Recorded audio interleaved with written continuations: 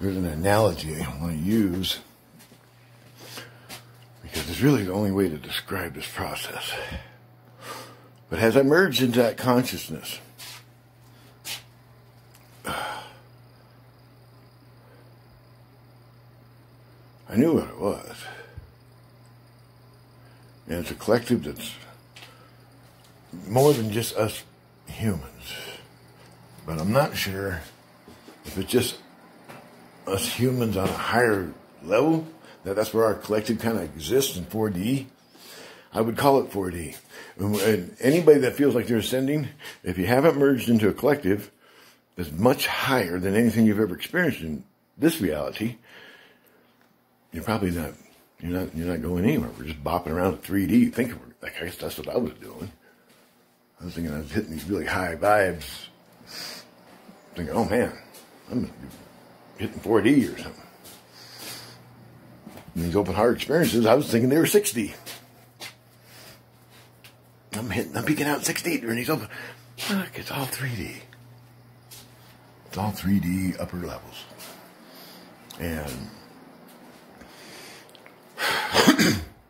you merge into this consciousness.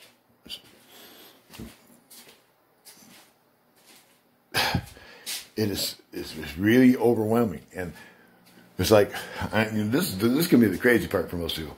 I felt kind of almost like, as in a physical sensation, or, you know, I'm just standing there in the bathroom, and this is all happening, and I'm in therapy, and I'm all hot and sweaty, and I felt kind of like I was stepping into, that's what you could imagine it's like, too. You can imagine it, all these different dimensions that we're in is like a swimming pool, where you got the 3-foot section, and then you go along, and it's just kind of gradient. You know, there's not really a distinct level. It just all kind of gets to there, and then there's a 6-foot level, and that could be like 6D, and then you got 12-foot level, and that could be 12D, and then you get down to the very deep end of the pool. That's beyond 12D. That's eternity or whatever. You could see it like that. And it very much felt like I was immersing into something. Stepping down or into something like a pool. When I merge. And in your consciousness. The thing with emerging is we lose our sense of self. This has normally been reserved for death. These are going to start happening now while we're alive. We've been trying to do this with a one-shot chance after death. And it's just not enough. Because what we're doing now is we're going to gradually start experiencing ourselves merging into this 4D consciousness, but we lose our sense of self, and that's what we don't want. That was the whole message behind this, is that the reason for reincarnation and all of this, everything, we're trying to establish a sense of individual self where none has ever existed, not in eternity, not anywhere. Never. It's all just collective. And as a collective, there's no separation or experience of individuality of any kind. I mean, it just doesn't even exist. It's an open collective. You experience all the other entities and intellects and awarenesses that are present, but there's no distinction between yourself and them. You're just all one thing. And it's huge. You start to lose your sense of self as an individual, as the human being or whatever, the personality, the soul. All that is one thing, kind of, and you start to lose that. And you start to identify, yourself switches to the collective. Your experience of self becomes much larger as the collective. That's what you start to experience yourself as. You lose your sense of self as an individual, but you start to experience it. You completely start to identify as the collective. That becomes yourself.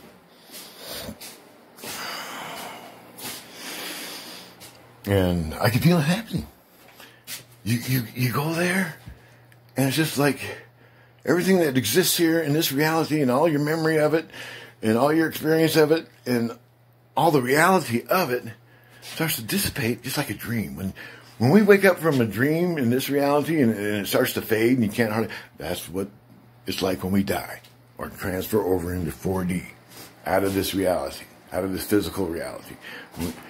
We transfer out of it through death or I don't know. I keep wanting to say out and go somewhere like we're moving, but really we don't go nowhere. But when we transfer through death, I lost my train of thought.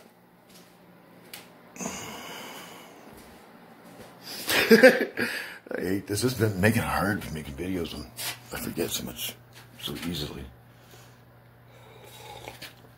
Doesn't make very good videos.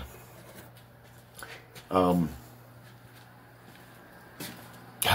it's just gone. I don't even know what the hell I was talking about at all now. Oh, Lord. Maybe I'll pause right here for a minute and try to get it back. Okay, we'll try it. Whatever it was that made me forget and got me off, the last thing I was saying before I got off track was probably some misinformation. I probably had something twisted there a little bit, because that's what I noticed we're basically working through the imagination when we're receiving information like this, and it's like receiving this. I'm trying to remember, but actually got to get in a flow of reception to be able to remember and to speak about it. And it's like higher memory coming down from a higher perspective, and you got to get into that. You got to kind of get in there where it's at. And sometimes we can interpret it and distort it, what we think we're receiving. And what I've noticed is that flow will come strong and will be continuous until I misinterpret something. And then it just shuts down. That's a sign like, nope, you got that wrong. And I didn't know that for a long time, but I know it now. And I use it. So I don't know I can't remember what it was. I've still forgotten. I'll have to look at the video later and see what it was that I said and was thinking, because it obviously was off track a little bit.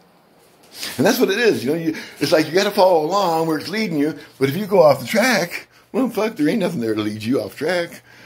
They went right and you went left. Try to follow along here. And still continue relating this experience. My God.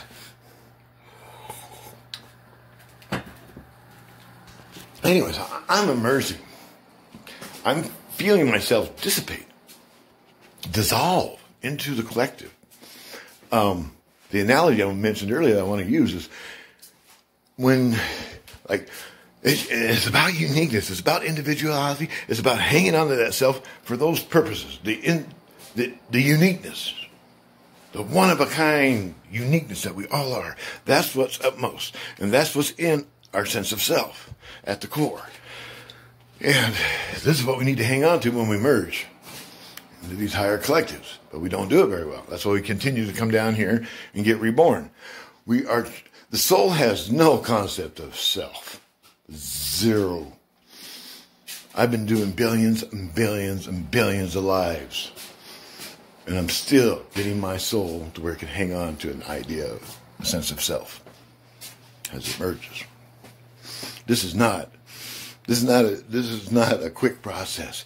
This is on universal ages type of time. This process. We are eternal. Billions of years are nothing to us. If that's what it takes to create an idea of self within our collective that we come from, shit, no problem.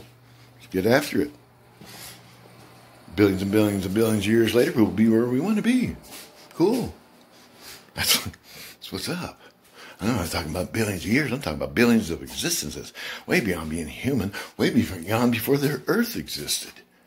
I'm doing this a long fucking time. Maybe even the universe runs out of time. Has to be reborn. We still continue to do it. And there's not all these places, not all these kind of 3D realities that this can be done in. This 3D reality is very important for establishing the sense of self and individuality and separation that we experience here, through the separation that we experience here.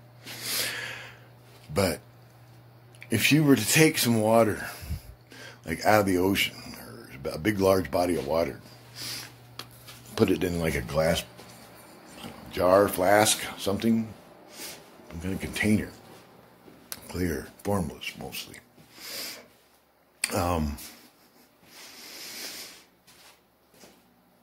And separate it. Keep it separated from the large body of water for however long. Until, it really changes into a different kind of water than the body of water that it was from. It's its own little thing now, inside that flask. And let's say maybe we add some dye to it, so it's even got a color now. And we go pour it back in the large body of water. Even with that dye in it, even with all those changes that water went through, it just disappears right back into the large body of water. You'll never find it again. It's gone. It's in there somewhere. Not gone, but it's lost. And that's what happens to us. Over and over and over when we die. We don't get these chances to come back and talk about it and rethink it and all this shit that I'm doing right now. We get lost in the collective every time for billions and billions of lifetimes. That's what's been going on. It's the process, though. It's like dyeing a shirt. You may have to dip it in the dye several times before that dye will take the right color that you want it to take. And that's kind of like what we're doing with the soul. We're dipping it into these like separate individual self-experiences of 3D worlds kind of thing, creating this sense of individuality and unique self over and over and over till it takes on the soul. And the soul can merge into these higher consciousness and hold on to itself while at the same time expanding to identify as a collective. We've got to be able to do both. And really what it amounts to is the yin and yang, the light and the dark, the finite and the infinite. That's what it really boils down to. Balance is between the finite and the infinite. It's extremely huge balance to achieve. I don't even know how. But we're already doing it in a way. We are infinite within a finite container. Eternity is infinite. I would say creation that we exist in from 12D on down is not infinite. It's huge. It's practically immeasurable, which makes it seem like infinite, but it's finite. It has a beginning and it has an ending, and that's why it gets so overwhelmed by eternity.